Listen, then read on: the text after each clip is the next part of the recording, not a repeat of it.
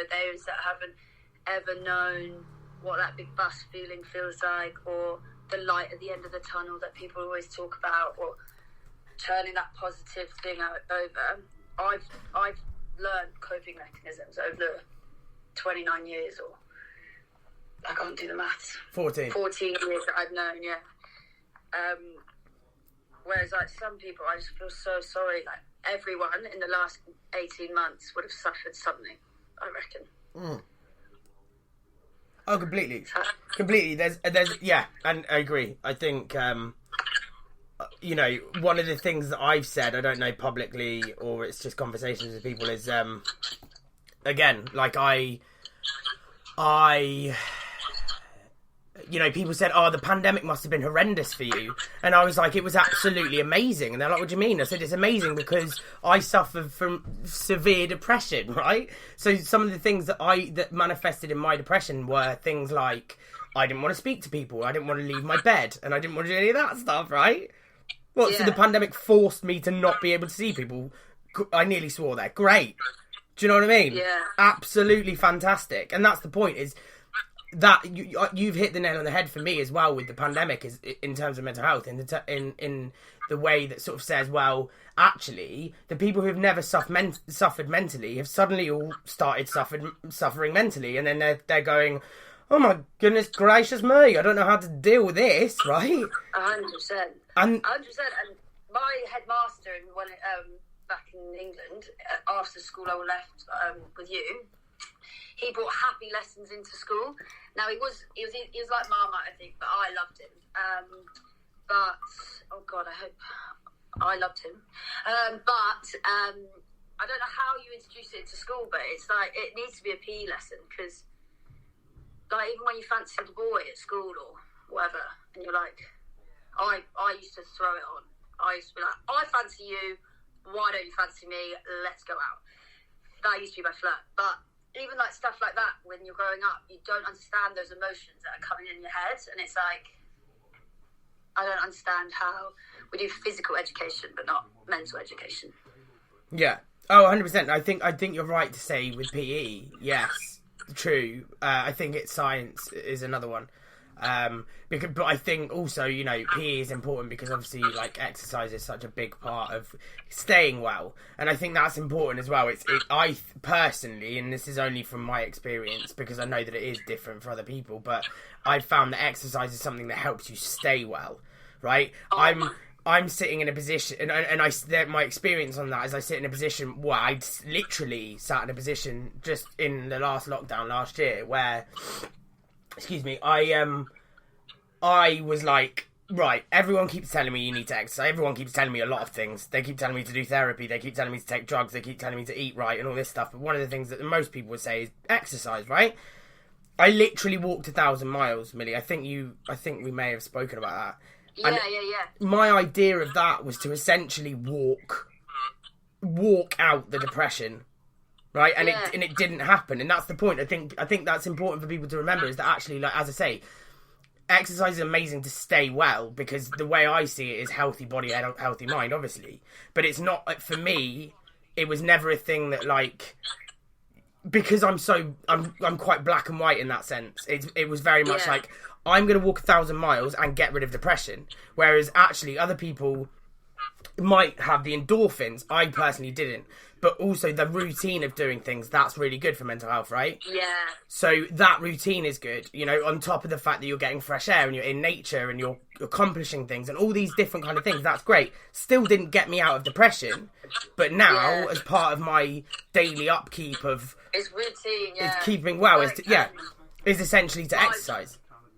My boyfriend is very, like, doesn't overthink, but...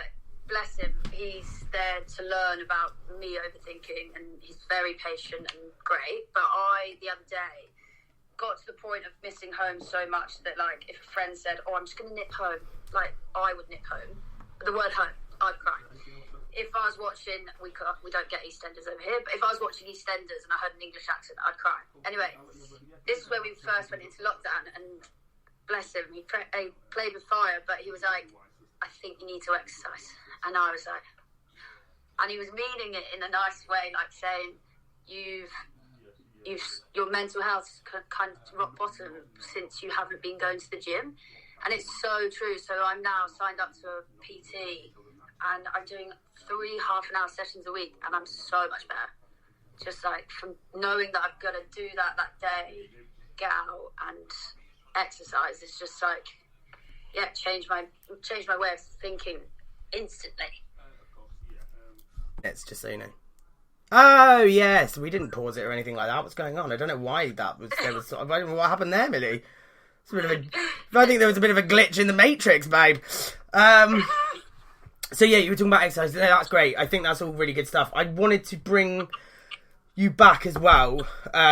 Again, like, because obviously we're going. One of the things you said was about ADHD, which I want to go into as well. But I think it's funny that I just think it's funny that you say, "Oh, this is my ADHD coming in," but I'm exactly the same. And it's funny that like throughout all of my life, people would say to me like, "Oh, you ADHD."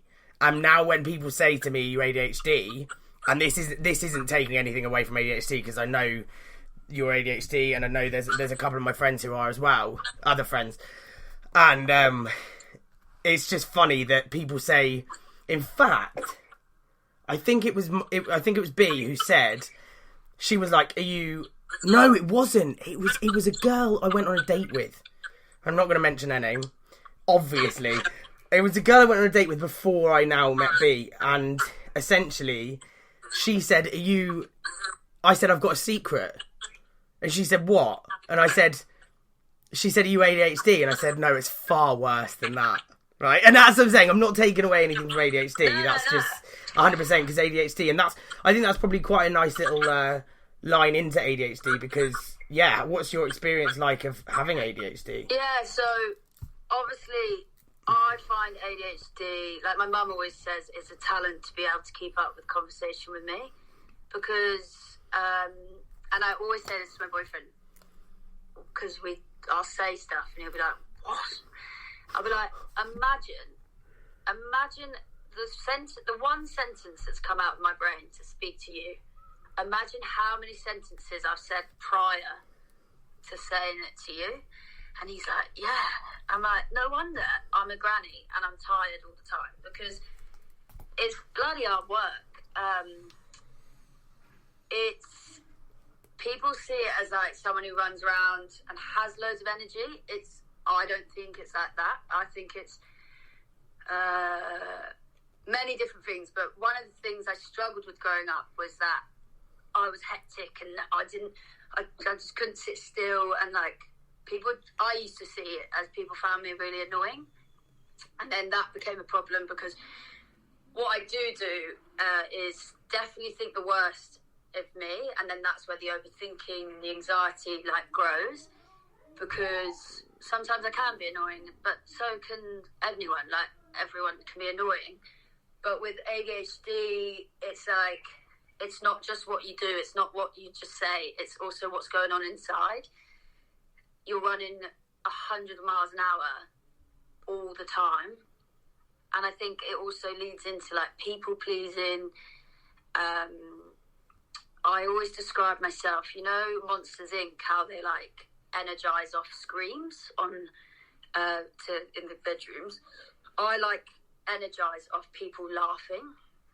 And so say I say a joke and someone laughs, and then I'll say add more to the joke, and then someone will laugh, and then I'll add more to the joke until someone doesn't laugh, until it's very unfunny and it's very annoying.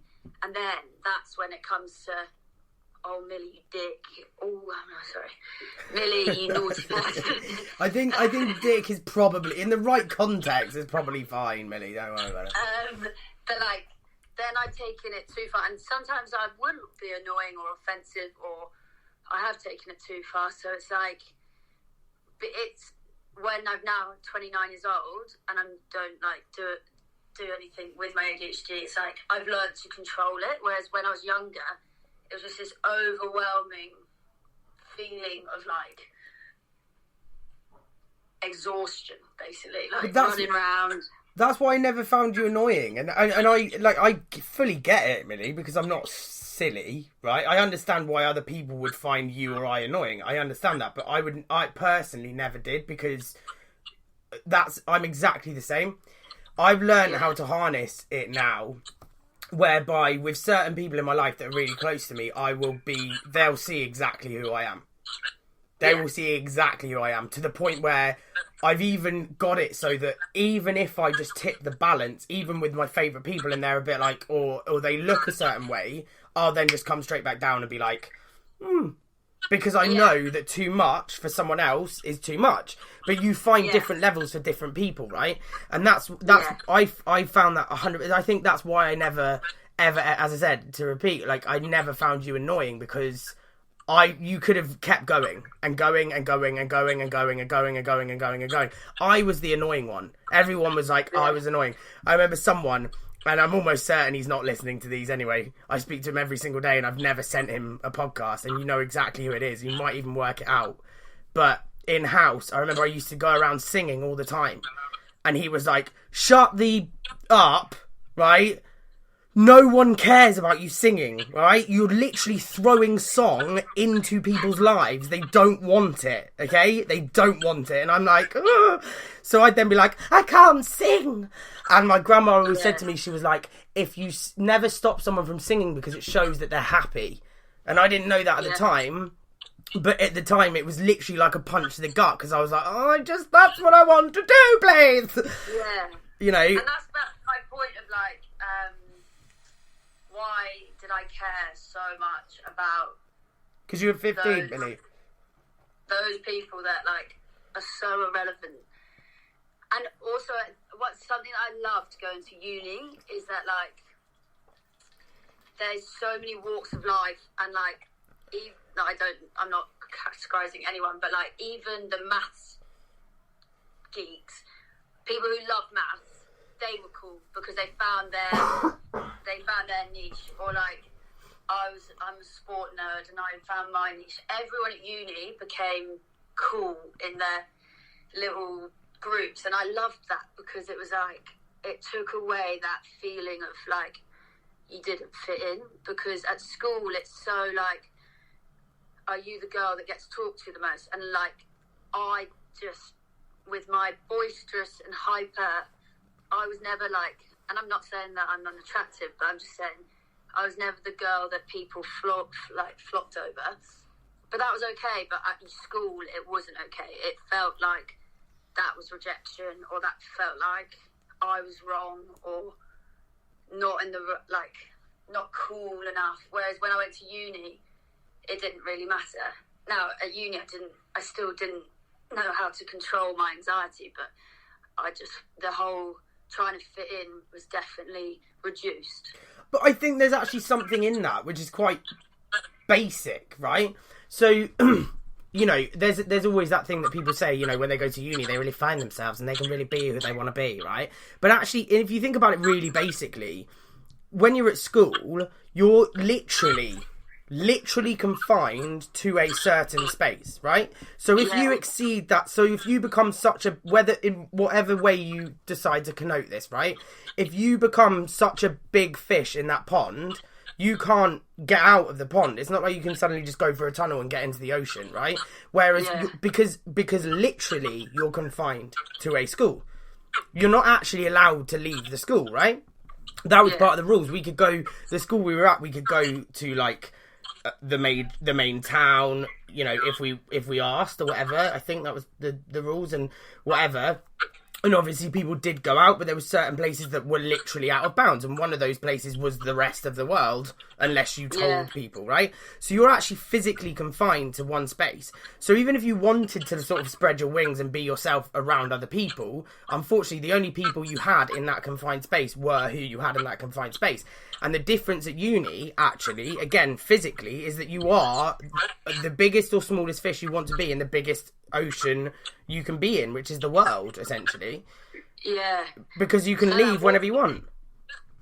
You can't really walk it off if you're just going around in circles at school, but you're almost like walking around in a nightmare if you're having a bad day. Whereas if you're having a bad day at uni or in life now, like, for example, if I had a bad day, I'll go for a walk along the beach get in the ocean or something like that. Whereas if I was having a bad day at school,